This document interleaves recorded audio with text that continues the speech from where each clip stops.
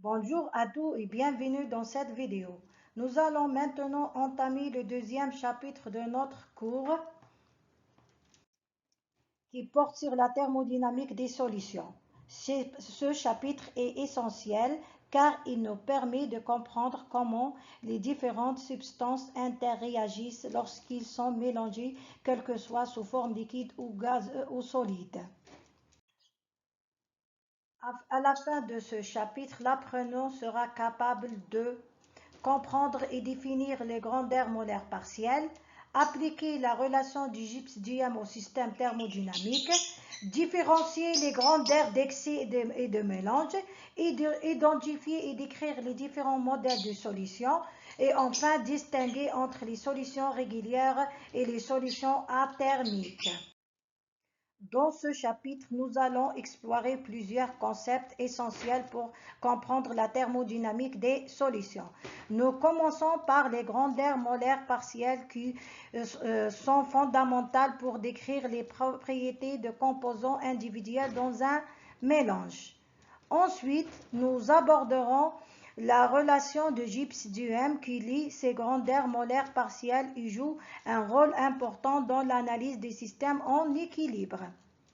Nous examinerons également les grandeurs d'excès et de mélange qui permettent de quantifier les déviations par rapport au comportement idéal dans des solutions réelles.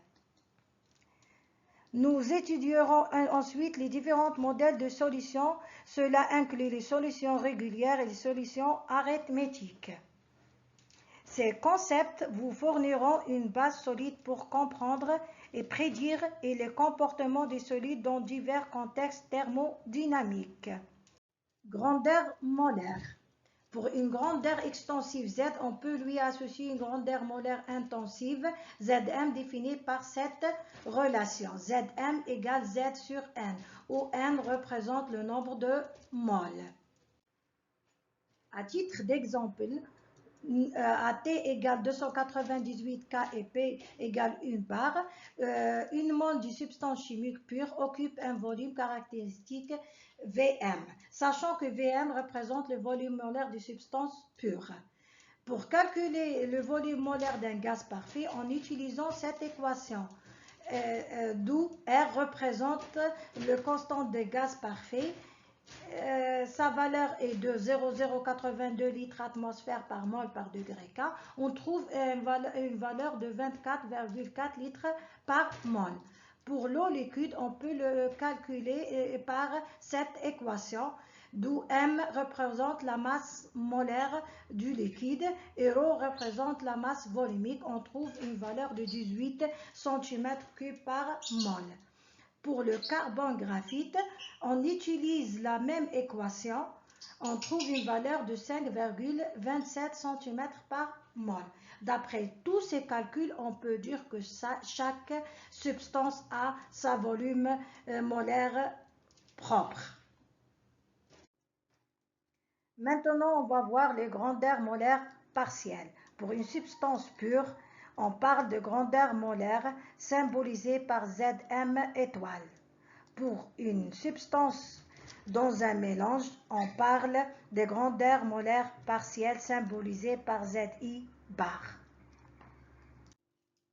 Z est une grandeur extensive qui dépend de la température et la pression et nombre de constituants I que se trouvent dans le mélange. L'application du théorème d'Euler à la relation Z conduit à la relation suivante. Z égale à la somme de I allant de 1 jusqu'à N, le nombre de moles de constituants U, le nombre de moles de constituants U fois la dérivée partielle de grandeur extensive Z par rapport au nombre de constituants U, de moles de constituants U en maintenant la pression et la température Ng constantes. Cette identification est appelée grandeur molaire partielle. Pour simplifier les notations, Zi bar égale à la dérivée partielle de la grandeur extensive Z par rapport au nombre de moles de constituants I en maintenant la pression et la température Ng constantes.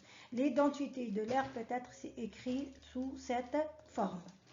Z peut être l'énergie interne, l'enthalpie, l'énergie libre, l'enthalpie libre, l'entropie ou le volume. Une propriété molaire partielle est la contribution apportée par un corps pur I à une propriété globale d'un mélange. Maintenant, on va voir une relation qui est très importante, qui est la relation de Gibbs du M. Z est une grandeur extensive qui dépend toujours de la pression, de la température et du nombre de moles de constituant U dans le mélange. La dérivée de cette grandeur extensive peut être écrite par cette équation.